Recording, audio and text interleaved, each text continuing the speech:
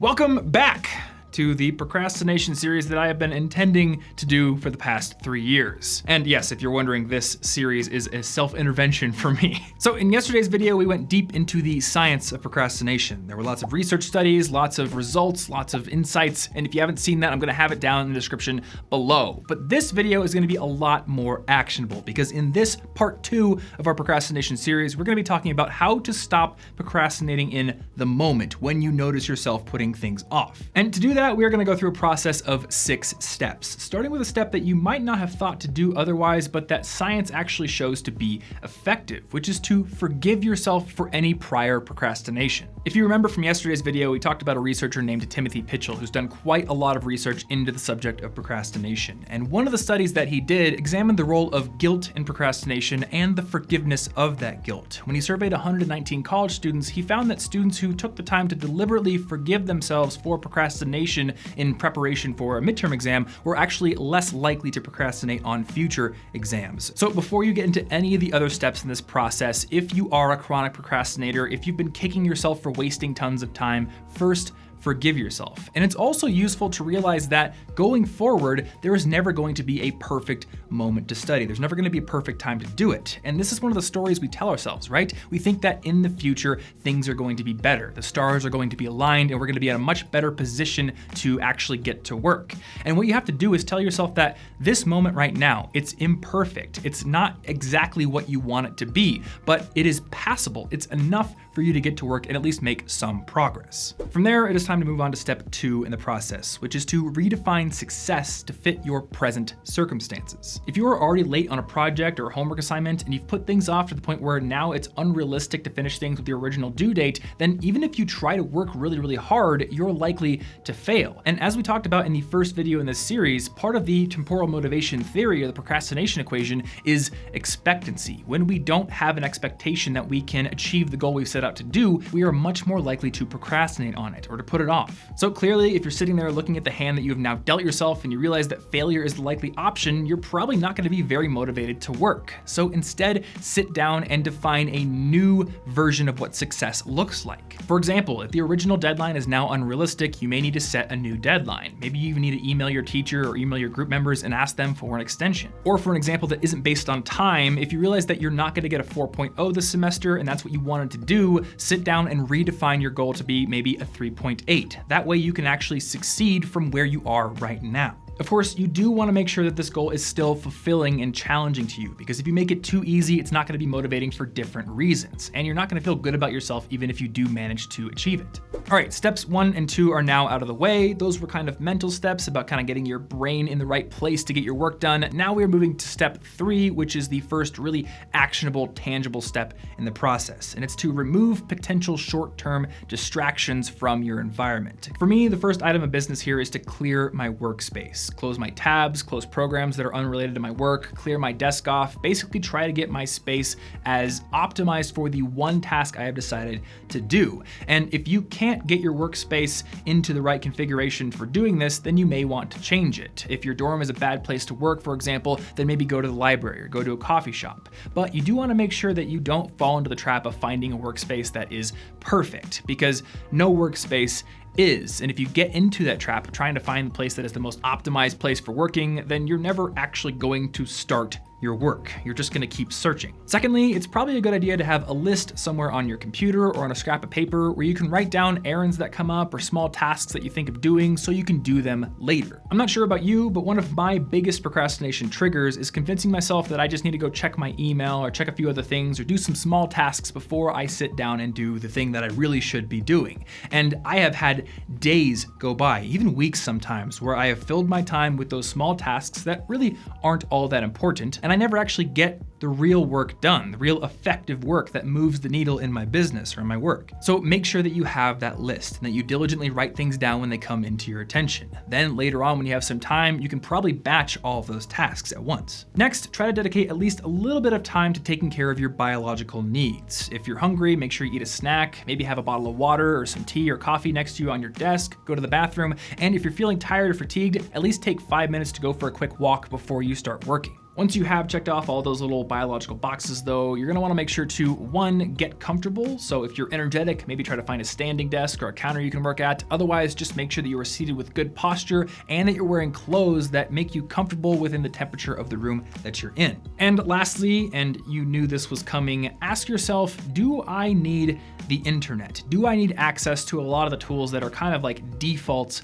in my life? Do I need my phone? Remember, when you are really close to the internet, when you're really close to the things that could be potential distractions, your impulsiveness is higher. You are more likely to give in to those distractions. So maybe put those away, or maybe disconnect from the internet on your laptop altogether. Step 4 in the process is to break your task down into smaller, more actionable subtasks. So here's the thing, when you are working on a project, you're never actually working on that project as a whole. You're only ever working on one specific task. And then in retrospect, all those add up to look like a big project. But when you're looking forward and you're telling yourself, I have to do that entire project, it looks a lot more difficult. And as we talked about in the first video of this series, expectancy, the belief that you can actually do the thing you've set out to do, is a huge factor in whether or not you're going to procrastinate. A good example of this is the Tough Mudder that I decided to run a couple of months ago. This was 10 miles with more than 20 obstacles, and going into it, I was pretty confident that I could do it, but it still seemed like a huge challenge. So once the starting gun was fired and we actually got to start running, I didn't think of it as a 10-mile challenge. I wasn't thinking about all the obstacles to come. Instead, my goal at any given moment was just to make it to the next obstacle. And of course, I did eventually cross the finish line, shivering and on the verge of hypothermia actually. But I did finish it, and it was a result of finishing one little task at a time. And as those stacked up one after the other, they formed a huge project. But in the moment, I was never thinking about the project as a whole. And this is exactly how you should think of your project. Think about it in terms of the individual task that needs to be done next, the next step.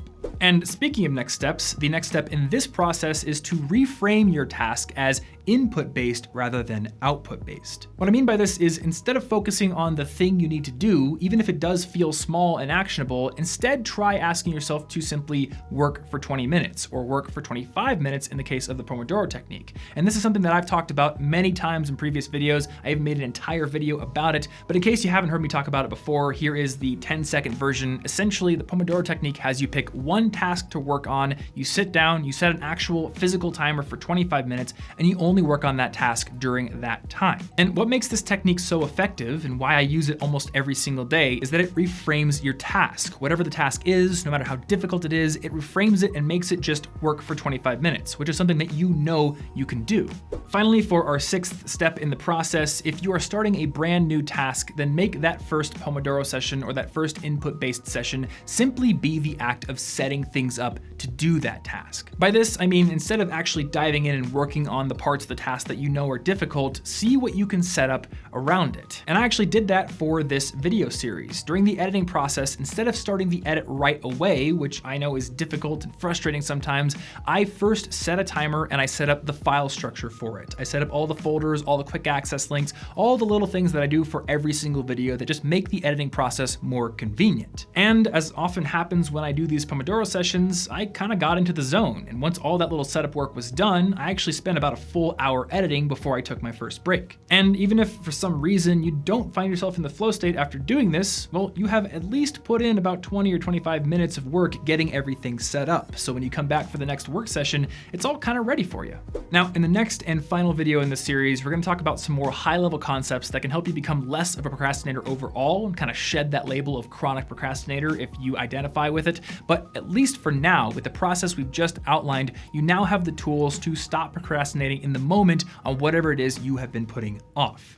Now, as I may have mentioned before, there was a ton of research that went into this mini-series. One of the most important and useful sources that I consulted was Barbara Oakley's book, A Mind for Numbers, which, in addition to having several great chapters on procrastination, is also just one of the best books that I have ever come across for anyone wanting to learn more effectively across the board. And that is why, if you've not already read this book, I highly recommend that you pick it up or potentially listen to it on Audible, which is the world's best place to get your hands on audiobooks. I've been an Audible subscriber for years. It's one of the most useful subscriptions that I have. And if you're not already a subscriber as well, now would be one of the best times ever to get started, because for a limited time, you can get 3 months of Audible for just $6.95 per month by going over to audible.com/Thomas and signing up, or by texting Thomas to 500-500 on your phone. Audible's library of audiobooks is absolutely massive, with an unmatched selection of titles ranging from personal development to science fiction to biographies. They've got all the bestsellers, lots of obscure stuff, and once you have that membership, you're gonna get access to 3 different titles every single month, 1 from that huge library